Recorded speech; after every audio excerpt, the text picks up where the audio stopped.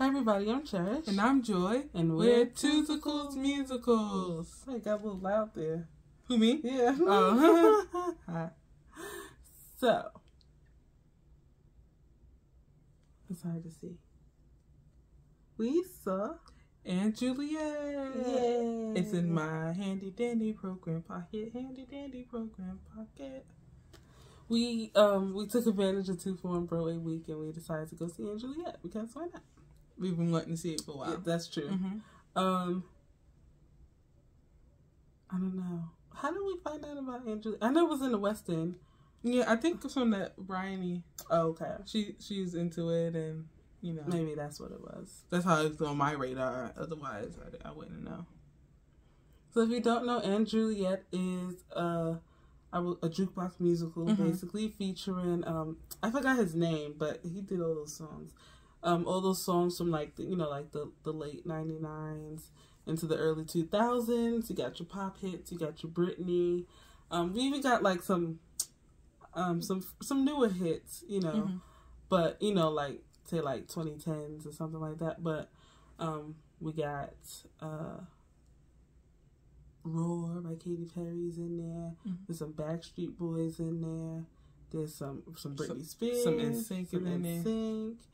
A hodgepodge of pop music. Yeah, basically. So if you're a fan of that, era of that music, it's be fun to check out. But it's like it frames a story of a Romeo and Juliet like retelling. Literally, like it's like not a retelling, it's more like a rewrite.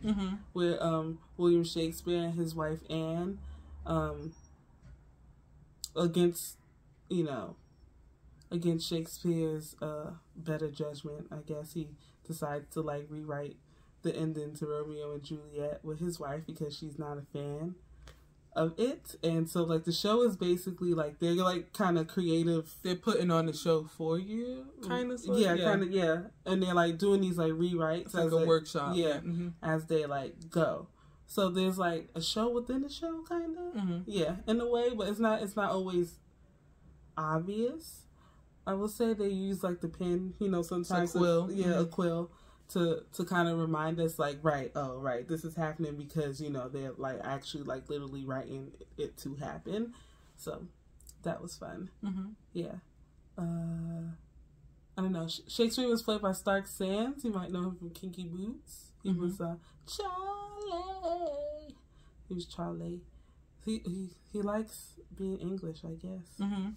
And so no one uses English accents in this show. No. Actually, the show's very interesting because everyone just kind of uses whatever accent they want. More or less, yeah. Maybe it's a little affected at times, but yeah. And his wife, Anne Hathaway, was played by Betsy Wolfe, our first Jenna. The first time we ever saw Waitress was with Betsy Wolfe. She's great. I didn't say nothing necessarily. Was she a funnier Jenna, would you have said? I remember her Jenna being a little sad. No, I don't think so. No? Yeah. I can't remember now. It's been a while. Yeah. It's been a while. And then our Juliet was played by Lorna Courtney, and she's a hometown girl. She's from Queens. Whoop, whoop. We were not from Queens. I live in Queens. I'm from Brooklyn. In case you cared. You don't. It's okay. And who am I? Oh, Paulo Sot. Obsessed with Paulo since the South Pacific revival with Kelly O'Hara. Oh my gosh. His voice is like, you don't expect him. It's kind of ridiculous that he's in this show because it's a pop musical. And it's not like they even changed like the arrangements to fit his like his classic sound, and it's just him singing pop music, which is kind of ridiculous in and of itself. But we'll talk more about that later. So yeah, should we talk about the set first? Sure. So the set, I like the set. The set was pretty cool. It was a mix between like graphics, like on the back wall, and like a built set. Like a lot of stuff came down. The walls are like brick, like exposed brick. It was at the Stephen Sondheim Theater. Love that theater. Lots of legroom. We'll get into that later. But So yeah, it's kind of a small stage, but pretty effective. Right? Yeah. There's a turntable. Love that. The set was pretty cool. I mean, they use the graphics when needed, not like too great. Like they don't rely. When you say graphics, you mean like projection? Projection. Sorry, yeah, projection, graphics, projection. Because you say because it is like spray paint, or rather, it's like paint, a little like graffiti around here and there. Mm-hmm. Yeah, the set was cool. Like it it wasn't like anything like ground like breaking for me. Like I wasn't like, you don't think you're somewhere else. Yeah, like right. I wasn't like completely like, wow, like stunned, but it was pretty good. Yeah, I think one of the best things about the show would be the costumes. I love the costumes. It's like Urban Tudor, yes. You know, honestly, they could open a store with that like style of like clothing, and I think it'd do pretty well. I think. For sure. It would. I know for sure. I wanted Romeo's jacket. Yeah, that leather jacket. Yeah, that was a nice jacket. Yeah.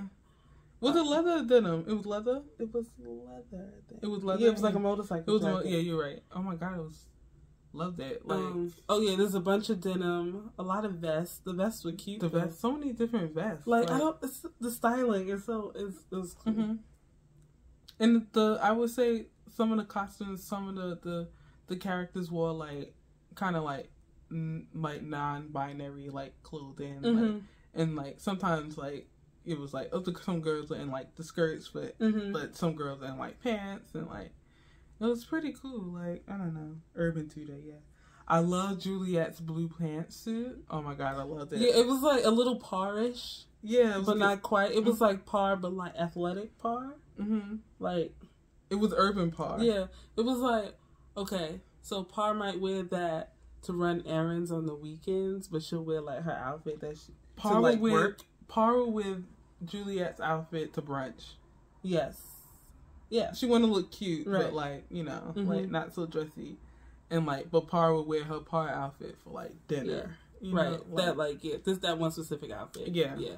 She changes quite a bit. Yeah, she changes quite a bit, and every outfit was pretty cute. I mean, I wouldn't wear anything but the blue one, kind of, and I just want the pants, kind of, sort of.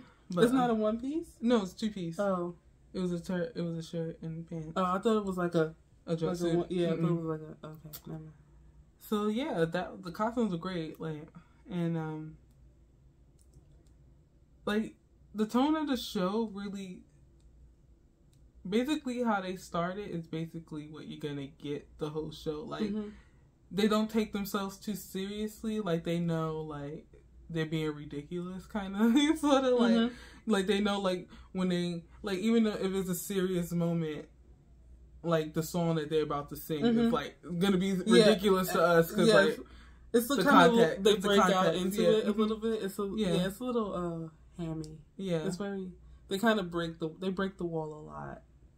I would say. But they told to us a lot. Yeah. Yes, I said they break the wall. Yeah. Yeah. I mean, I appreciate it. Shakespeare and his wife do, more or less. No one else really talks to the audience. Yeah. Except for the players at the start. And they're not always the players throughout the whole show. Yeah, basically, like... Am I explaining that right? Yeah. Well, maybe we should talk about how the show starts. Okay. So, the cast come out like before the show starts, technically. Oh, does it technically start then? I don't know, because they only tell you to turn off your phones like when they're about to start. So you can film them interacting with people. I did. So if you're in the front, like, this would be a good reason to get front tickets if you're really interested in, like, seats, talking, talking to, like, the cast. Like, they'll get down, they'll talk to you, they're, like, waving hi to people, they're, like, saying, like, just, they'll actually have a conversation with you. Like, the girl was actually talking to the people in the front of her and stuff like that. I thought that was pretty cool. But, like, in character, it's like Shakespeare's players. Yeah. It's kind of like, we said if you saw MJ, like how MJ starts, you can see them warm up before like the show actually starts. Right. But MJ, they're not actually talking to you because there's a screen there still. But it's also kind of giving like the play that goes wrong, like how they actually except they're not in the audience, which I think maybe pre-COVID time they would be in the audience, perhaps. Possibly, yeah. I could see that, but they're on the stage for the most part. Well, they are on the stage. Yeah. I don't know. Oh yeah, and then finally someone comes and they're like, "Okay, turn off your phones," and this is kind of like, and then it starts. They start dancing. Yeah. And you're like, oh, okay, so the show's starting. Confusing. A tad bit, yeah. You're a little lacking of, like, social graces. Like, I'd be like, what is going on? Like, but, yeah, I suppose if you, that's fine. But, yeah, it was cool, though. Yeah, so, let's go on to where we sat. So, 2 for 1 Broadway week is great because you get 2 tickets for the price of 1. More or less. Now, the prices of the tickets depend on where you want to sit. And there are like 2 types of tickets you can get. You can get the regular 2 for 1. Or you get like an upgraded version. Or you can get an upgraded version. We like the upgraded version because the seats tend to be closer, more center, yada, yada, yada. But when I went to get the tickets, I wanted row C, the center on the aisle. I wanted these 2 seats on the aisle. And if for whatever reason the site wasn't letting me pick the seats, it was telling me it was like $0. We can't put it in a cart. And I'm like, okay. So this was kind of sort of a problem anyway. But I tried to pick the seats for me and it worked. And they picked row C, orchestra right, on the aisle. So we were essentially across and we could see our seats that we wanted, like, that right were next empty. To me. They were empty the whole time until other people sat there. Yeah, I'm just like, I wanted those seats so bad, but I didn't get it. And I was talking to the ticket in person, like through email, and they were like, well, you can refund your ticket, and then you could just get the tickets that you want, but. We only got the seats like 2 days before we were going anyway, so I was just like, it's fine. It's not that big of a deal. It's the same aisle, just further to the right, but still on the aisle. Yeah, so it worked out fine. We didn't miss anything, And actually, I think our vantage was better because we would have been sitting behind those tall guys. Yeah, that's true. And we sat behind like these like shorter women, so that worked out for us. It worked out great. The Stephen Sondheim stage is a bit high. Yeah. So we were like this even though we were 3 rows back. So I would actually sit like maybe 5 to 6 rows back. For better. If you don't mind. If you don't mind doing that. If you're a shorter person, that might be, a little hard on you. But, I think it's great though. I like that. Stephen Sondheim Theater has probably one of the best leg rooms in the orchestra of all the theaters, and even in the mezzanine. We've been there a few times. I think this is our 4th visit there. So Anything Goes, Beautiful Twice. This 4th visit. Yeah, it's our 4th time. So it would have been fine if we went to Mrs. Doubtfire. Yeah, which I'm kind of sad we missed, but yeah. I mean, it was good because you could see like all of like the set and like the moving in and out of the sets and like. The stage, like there's a cutout in the stage that comes up and down. Like a lot of stuff comes down from the ceiling. Like Juliet is constantly buckling herself into something. It's like this poor girl. You can tell she actually kind of likes it. So, like you can always tell when actors are like, I hate this part, I hate this part, I hate this part. But like she seemed pretty, adept at getting herself up there. She's young, she's young. So we love seeing Bessie, like Cher said, and we finally got to see Paulo Zod. Love this guy. One dream in yeah, that's how he sounded the whole time. He want to be French. He want to be French so bad. Like, why is he's always playing the Frenchman. Yeah. I think one of the good things about the show was there's a lot of like diversity in the cast, lots of new faces. There's a whole arc on like a non-binary character named May, and like. Even some members of the cast are like non-binary, I think, or gender non. Well, let's see. Do they have the they thems in this one? I know in Jagged. Oh, I'm not sure. I just thought I would look. I didn't look. No, Stark says he him. Lorna says she her. Paolo said, what do you think? Okay, so the character that plays May is played by Justin, the character. The actor that plays May is played by Justin David Sullivan, and they go by he, she, they. Yeah.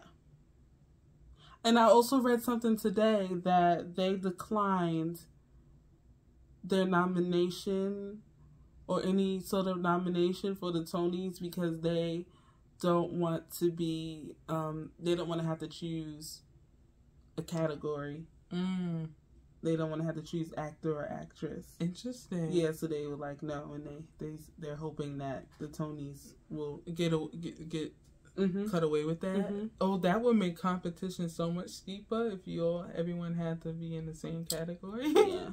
Like, I wonder if they would cut down the number of people, you know? Joy. So the Angelique, she's from the original West End production. That makes so much sense. Yes. I also thought that was cool that her nurse is played by, like, someone, like a West Indian. She's West Indian, yeah. It's very interesting. Okay, Romeo, he, him. Yeah.